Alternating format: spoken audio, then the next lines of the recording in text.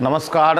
Surface chemistry के 16वें class में आपका स्वागत है। मैं हूं अभिषेक राज और आज हम बात करने वाले हैं कोलाइड्स के उपयोग और अनुप्रयोग की। Means use and application of colloids. तो हम देखने वाले हैं कि दैनिक जीवन में कोलाइड्स के क्या उपयोग हैं।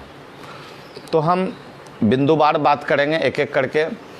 तो सबसे पहला हम जो उपयोग देखने वाले हैं वह है आकाश का नीला दिखाई पड़ना।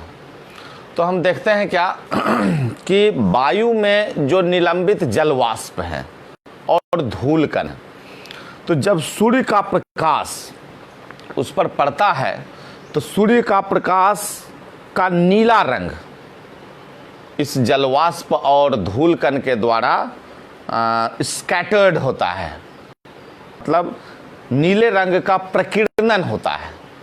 और जिस कारण हम देखते हैं कि नीला रंग हमारे आंख पर तो पड़ता है, लेकिन कह सकते हैं ठीक है, नीला रंग हमारे आंख पर पड़ता है और इसलिए हम आकाश का रंग नीला देख पाते हैं। तो हेडिंग करने जा रहे हैं हम दैनिक जीवन में कोलाइड के उपयोग। तो हम लिखेंगे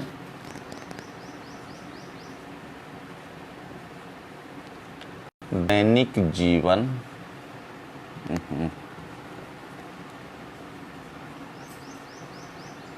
में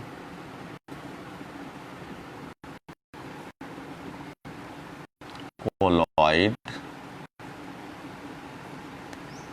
के उपयोग। पहला है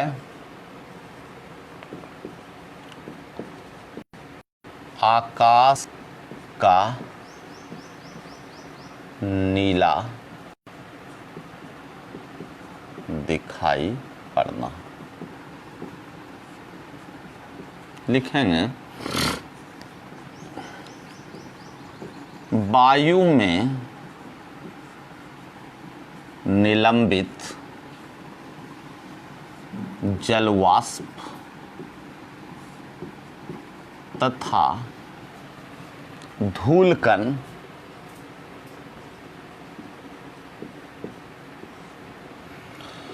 सूर्य प्रकाश के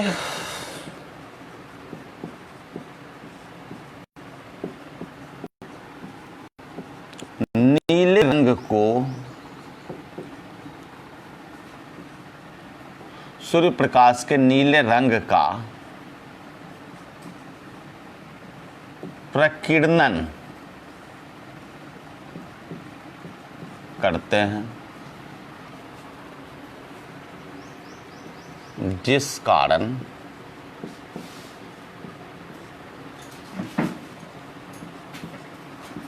नीला रंग हमारे आंख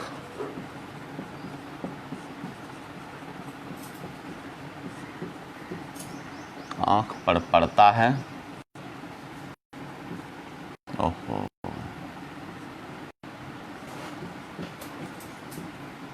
और हमें आकाश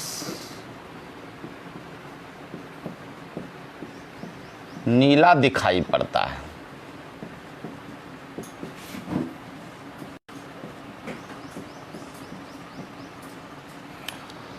तो स्पष्ट है कि जो दैनिक जीवन में कोलाइड के उपयोग हैं उसमें हम पहला आकाश का नीलापन। एक और बहुत ही इंपॉर्टेंट घटना है जैसे वर्षा का निर्माण। तो हम देखते हैं क्या कि जो बादल है, बादल क्या है? एरोसोल है। जब एक कोलाइड्स के उदाहरण हो सकते हैं। तो बादल एरोसोल है और उसमें भी क्या होते हैं कि जल की बूंदें होते हैं, जल की बूंदें निलंबित होते हैं। और जैसे ही बादल ठंडे क्षेत्र में जाते हैं तो क्या होते हैं कि छोटे छोटे जो जल की बूंदें हैं वह संघनित हो जाते हैं और संघनित होकर के साथ ही गुरुत्वाकर्षण के प्रभाव के कारण वह पृथ्वी पर वर्षा के रूप में गिरते हैं।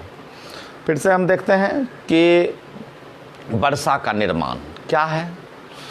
तो बादल जो है एरोसोल होते हैं, मीन्स ये कोलाइड होते हैं और जिसमें जल की बूंदें वायु में निलंबित होते हैं, और जैसे ही बादल ठंडे क्षेत्र में आते हैं तो छोटे छोटे बूंदे वापस में संघनित हो जाते हैं और संघनित होकर वर्षा के रूप में गुरुत्वाकर्षण के प्रभाव के द्वारा नीचे पृथ्वी पर आते हैं।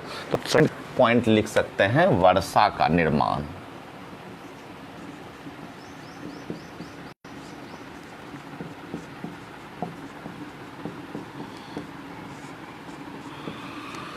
लिखेंगे बादल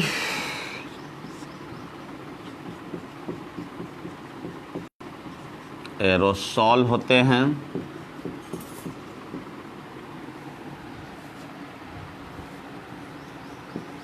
जिसमें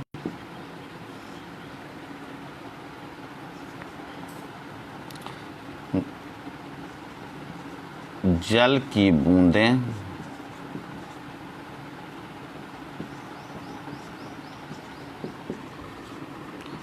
वायु में निलंबित होते हैं।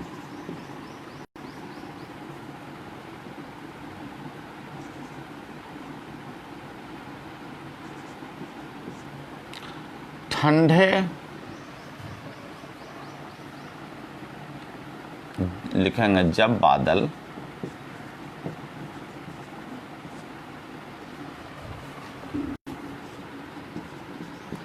ठंडे प्रदेशों में जाते हैं तो ये बूंदें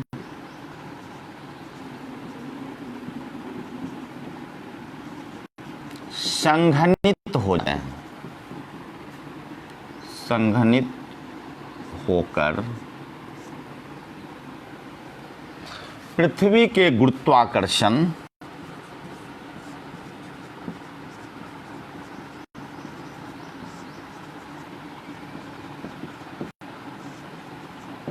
के कारण वर्षा के रूप में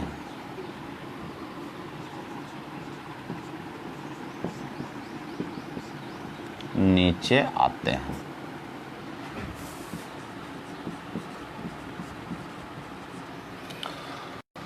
तो हमने पहला देखा आकाश का नीलापन और दूसरा वर्षा का निर्माण।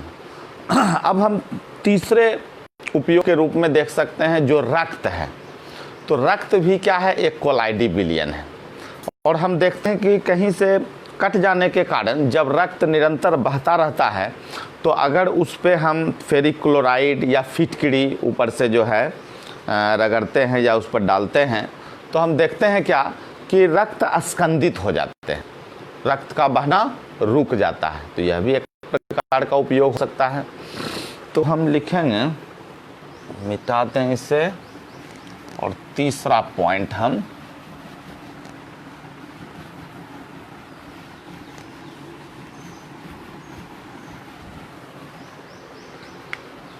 लिखेंगे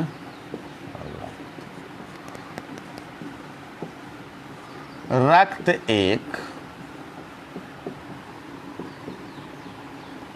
कोलाइडी विलयन है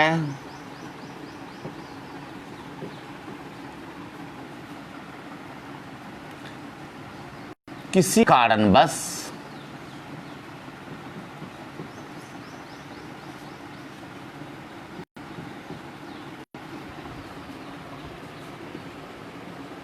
जब रक्त वाहिनी द्वारा रक्त निरंतर बहता है तो उस पर फिटकिरी या फेरिक क्लोराइड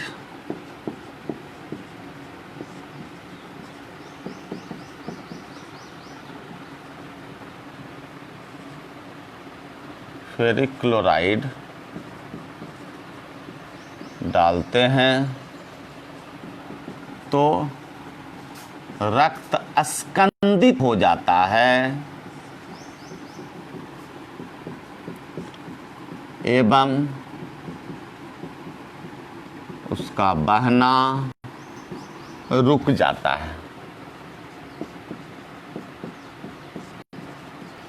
तो ये तीसरा पॉइंट जो है कोलाइड्स के उपयोग में होगा। साथ ही हम देखेंगे बहुत सा खाद्य पदार्थ का जो निर्माण होता है, जैसे है दूध है, मक्खन है, स्टार्च है, फल के रस हैं, ये सारे कोलाइडी प्रकृति के होते हैं। तो हम पुनः फोर्थ पॉइंट में लिखेंगे खाद्य सामग्री का निर्माण।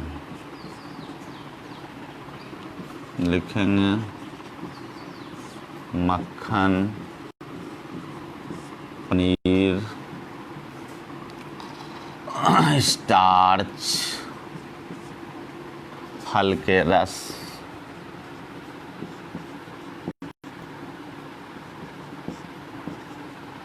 etc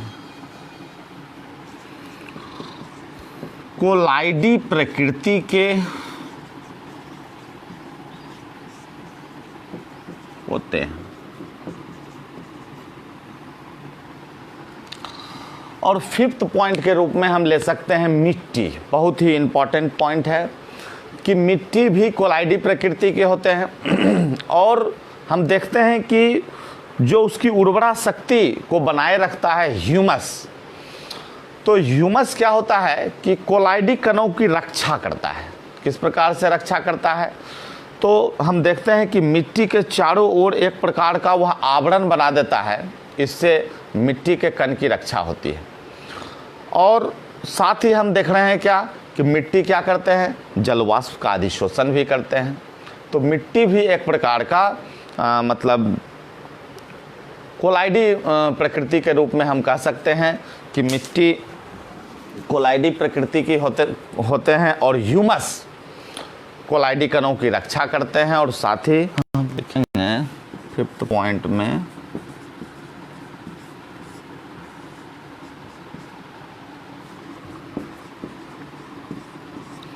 मिट्टी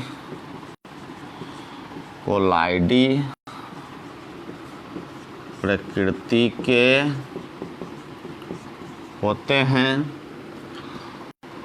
मिट्टी की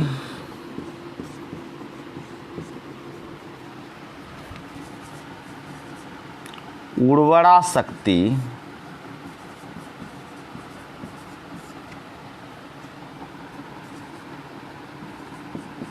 बनाए रखने के लिए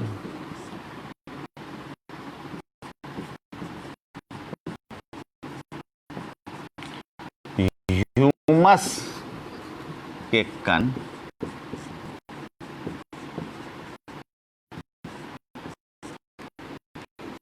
मिट्टी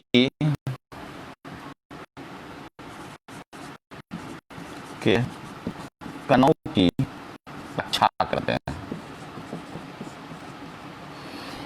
साथ मिट्टी जलवाष्प का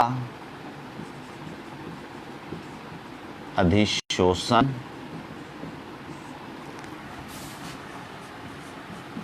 भी करते हैं। तो फिफ्थ पॉइंट के रूप में मेरा मिट्टी हो गया। पहले इसे हम मिटा देते हैं। नेक्स्ट हम डेल्टा के बारे में समझना ये है कि नदी के जल हैं और समुद्र के जल हैं। तो हम देखते हैं कि दोनों में अलग अलग प्रकार के कोलाइड होते हैं। जैसे नदी के जल में हम देखते हैं क्या कि मिट्टी है, रेत है, तो ये सब जो है निगेटिव चार्ज सॉल है। कहने का मतलब ऋण आवेशित कोलाइड हैं ये। और साथ ही समुद्र के जल में इलेक्ट्रोलाइट होते हैं, वहाँ पॉजिटिव चार्ज आयन है, सोडियम आयन है, मैग्नीशियम आयन है, कैल्शियम आयन है, जो उसके जल को कठोर जल बनाते हैं। तो ये सारे जो हैं वो धन आवेशित आयन हैं। तो अब देखना है क्या कि नदी के जल हो गए ऋण आवेशित कोलाइड और समुद्र के जल हो गए धन आवेशित कोलाइड। तो जब नदी के जल समुद्र के जल से मिलते हैं तो मिलने के कारण क्या हो जाता है कि जो समुद्र के जल में विद्युत अपघट्य है वह नदी के जल में उपस्थित जो मिट्टी है, रेत है, उसे वह उदासीन कर देते हैं और उदासीन करने के फलस्वरूप वहाँ अपक्षेपण की क्रिया होती है और इस प्रकार क्या होता है, डेल्टा का निर्माण होता है। तो बहुत ही इम्पोर्टेंट जो है मेरा उपयोग है डेल्टा का निर्माण। 6 पॉइंट के रूप में हम लेंगे।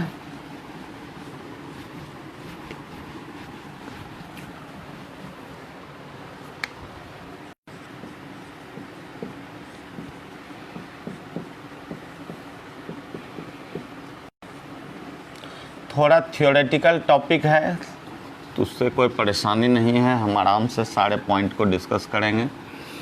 लिखेंगे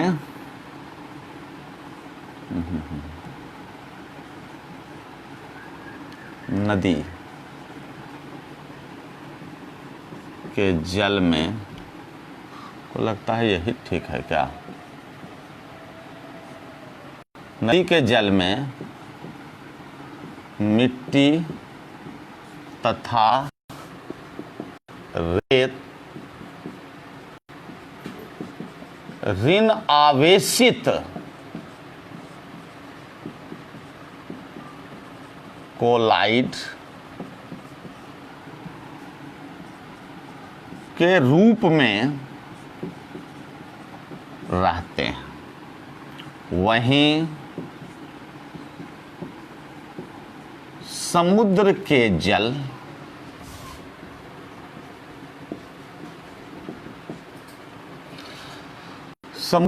जल में विद्युत अपघट्य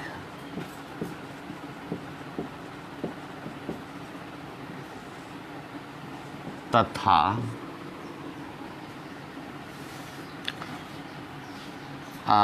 धन आवेशित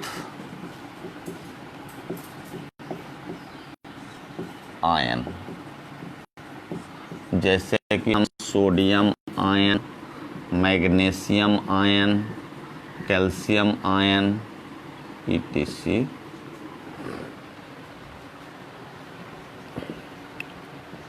उपस्थित रहते हैं। जब समुद्र के जल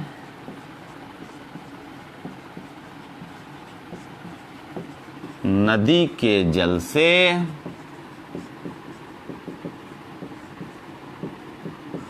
मिलते हैं तो ऋण आवेशित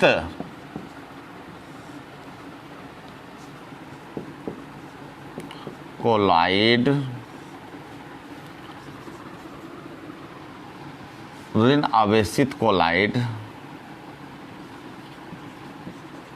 धन आवेशित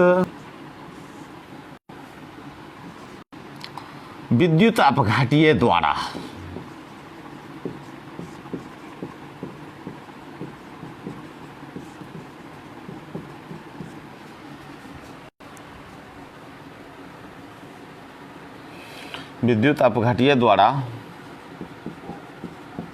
उदासीन मिलते हैं तो ऋण आवेशित कोलाइड धन आवेशित विद्युत अपघट्य द्वारा उदासीन हो जाते हैं एवं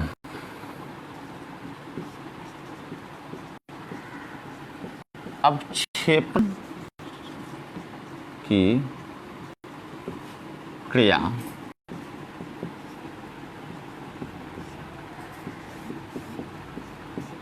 होती है।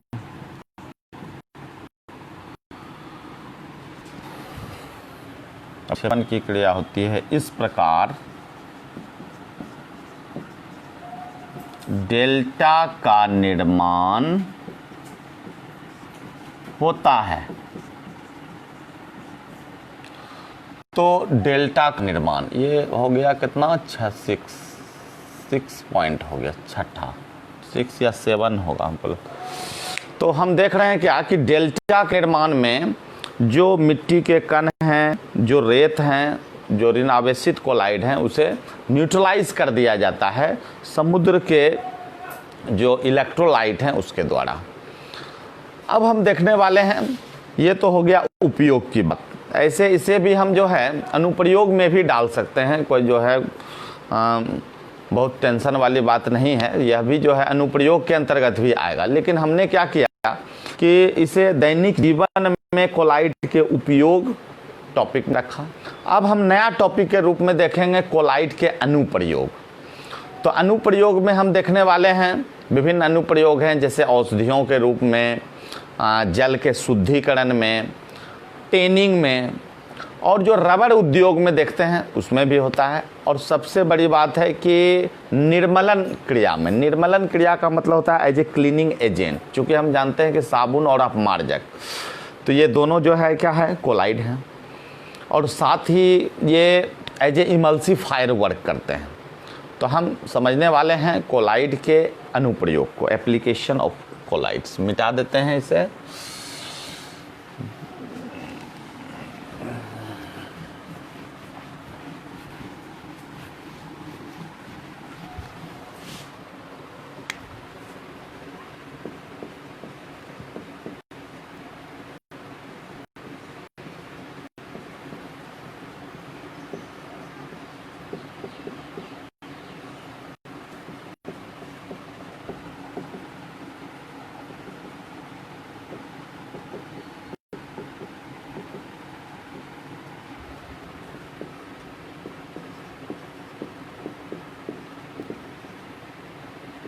औषधि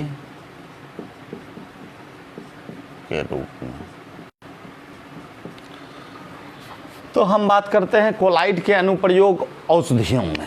किस प्रकार से हम औषधियों में इसके प्रयोग को देखते हैं कि जो अनेक औषधियां हैं वह कोलाइडी प्रकृति के होते हैं और शरीर के टिश्यू के द्वारा, ऊतक के द्वारा ये आसानी से क्या हो जाते हैं, अधिशोषित हो जाते हैं और बहुत अधिक प्रभावी होते हैं।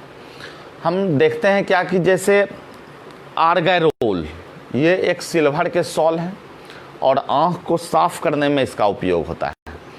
कोलाइडल एंटीमनी, कोलाइडल एंटीमनी काला जाड़ में इसका उपयोग होता है। तो औषधियों के रूप में, चूँकि औषधियाँ कोलाइड, अनेक औषधियाँ, एक दो नहीं, अनेक औषधियाँ कोलाइडी प्रकृति की होते हैं और वो शरीर के सेल के द्वारा, शरीर के ऊतक के द्वारा अधिशोषित हो जाते हैं। लिखेंगे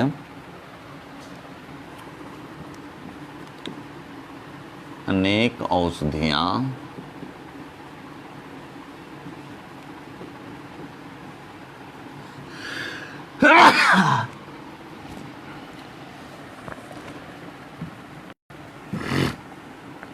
कोलाइडी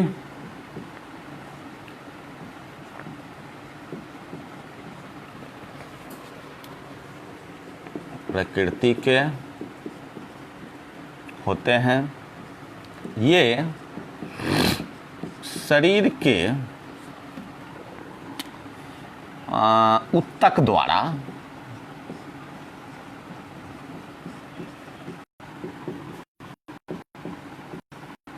आसानी से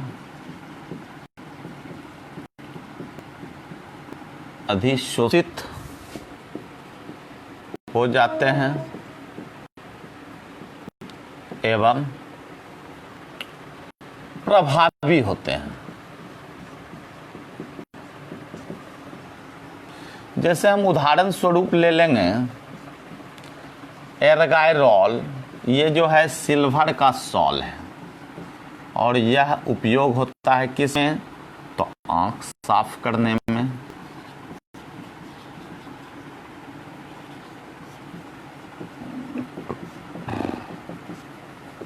फिर लिखेंगे कोलॉइडल एंटीमनी,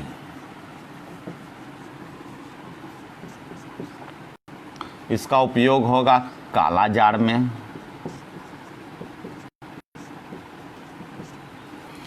तो ये तो हो गया मेरा औषधि के रूप में कोलाइड के अनुप्रयोग।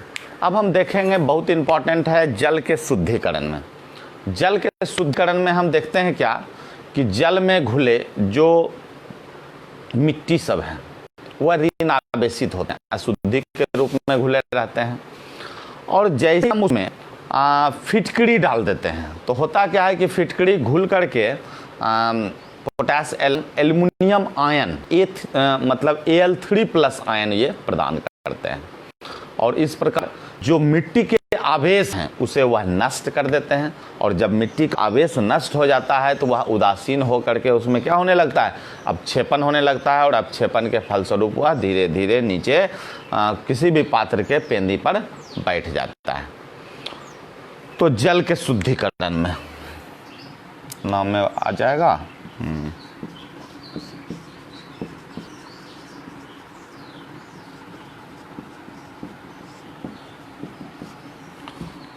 इसको हम इधर रख देते हैं, तब आ जाना चाहिए।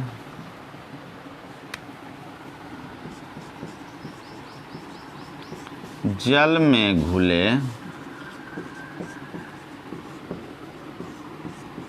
मिट्टी के कण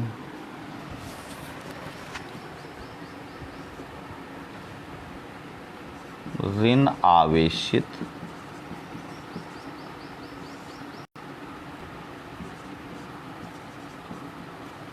कोलाइड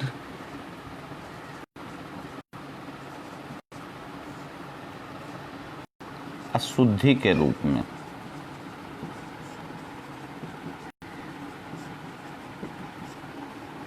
रहते हैं। जब इसमें फिटकरी मिलाया जाता है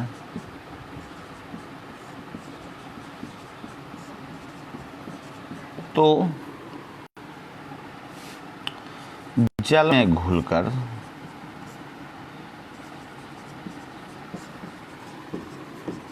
ये Al3+ आयन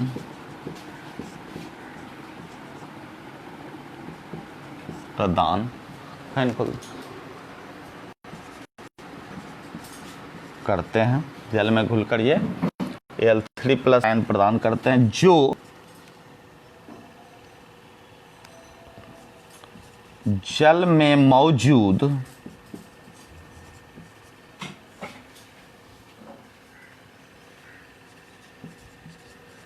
मिट्टी के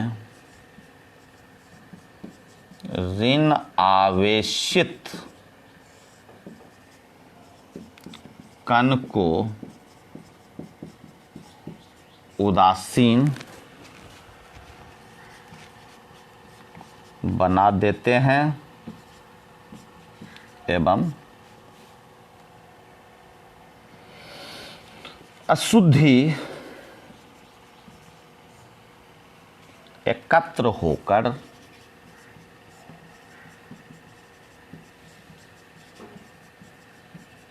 अपक्षेपित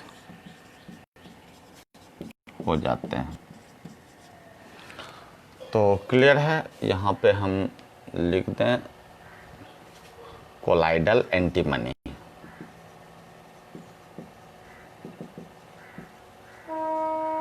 और इसका उपयोग किस में होता है, काला जार में।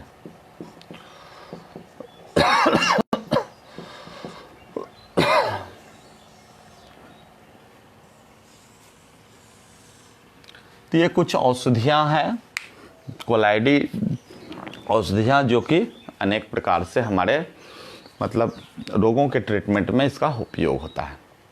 तो हमने देखा औषधि के रूप में, फिर देखा जल के शुद्धिकरण में।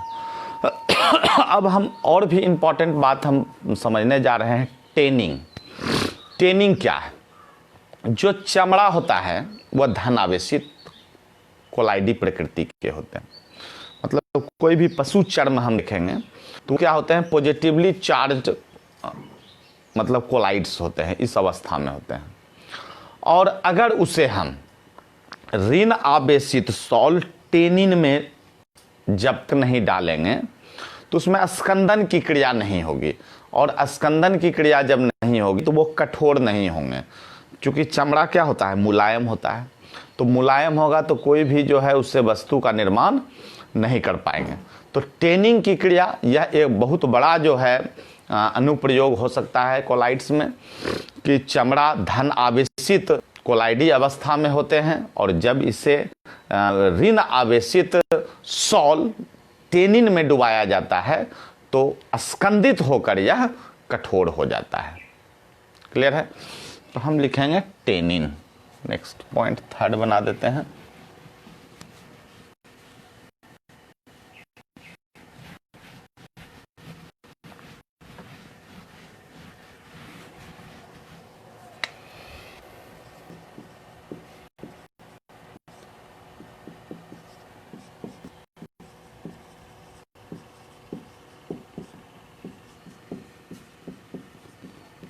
ऋण आवेशित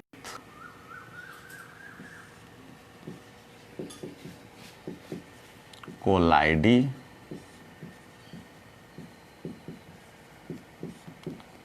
अवस्था में होता है, साथ ही मुलायम होता है।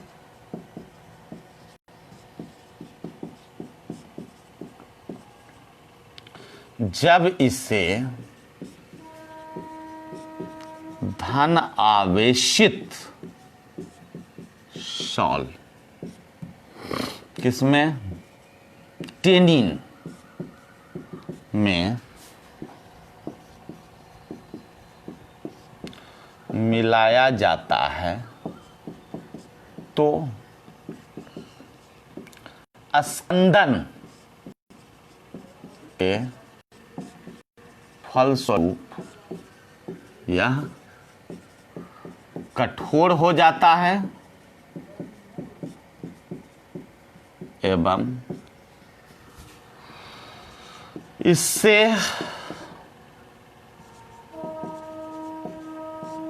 बहुत सारी वस्तुएं का निर्माण होता है। तो चलिए तीसरा पॉइंट हो गया टेनिन। अब हम रबर उद्योग और क्लीनिंग एक्शन, ये दो को देख करके ये टॉपिक को कंप्लीट कर लें। तो रबर उद्योग हम लोग सब जानते हैं कि जो रबर होते हैं उसमें लेटेक्स होते हैं और लेटेक्स में क्या हो जाता है, स्कंदन होता है। तो रबर उद्योग चौथा पॉइंट हम लिख दें, रबर उद्योग में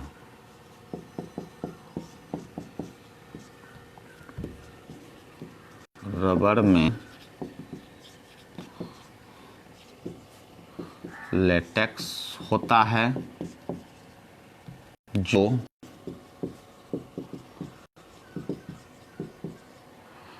कोलाइडी प्रकृति के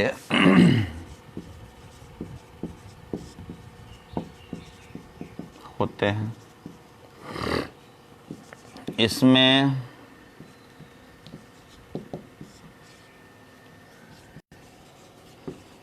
स्कंदन के फलस्वरूप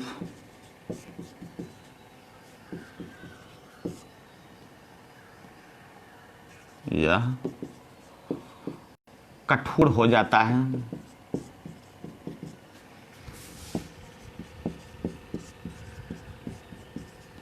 एवं इससे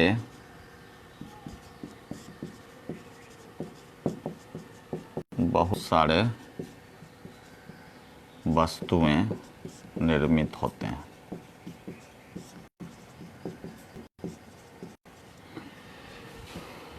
पांचवा हम लोग देखने जा रहे हैं निर्मलन, जिसको हम लोग कह सकते हैं क्लीनिंग एक्शन। हम मिटा ही देते हैं, फाइनल पूरा जो है स्पेस मिलेगा और लास्ट टॉपिक है ये, लिख देते हैं निर्मलन, फिफ्थ पॉइंट।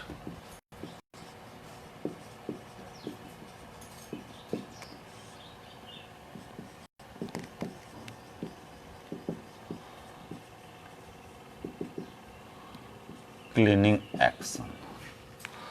तो बहुत अच्छे से समझना है ये क्लीनिंग एक्शन।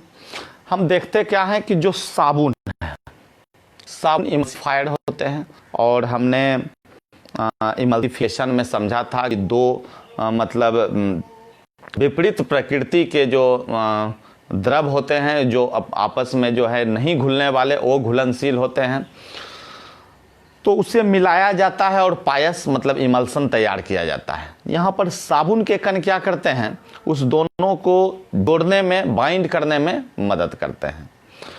तो हम समझने जा रहे हैं क्या, क्लीनिंग एक्शन। तो जैसे तेल और ग्रीस, ये सब डर्ट के रूप में, गंदगी के रूप में कपड़े में मतलब चिपके रहते हैं कपड़े के रेसे से। तो हम देखते हैं कि तेल, ग्रीस एवं जल, ठीक है, तो इसे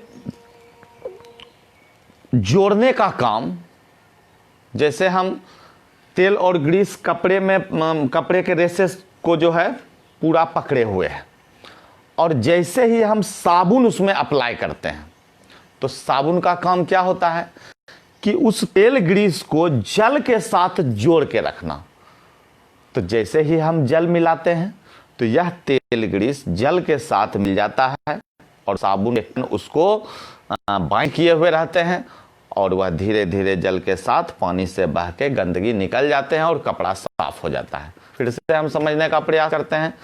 पहली बात तो क्लियर है कि साबुन इमल्सिफायर होते हैं, और तेल, ग्रीस और जल इसके पायस के निर्माण में यह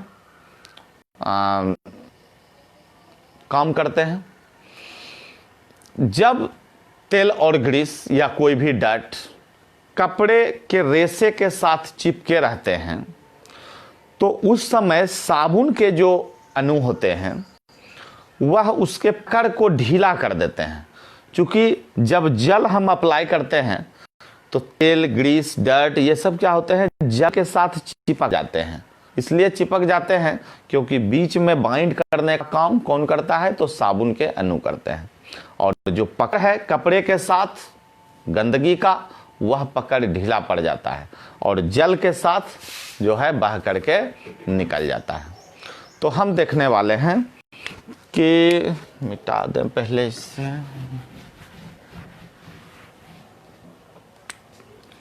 साबुन या अपमार्जक भी आप लिख सकते हैं यहाँ, अपमार्जक।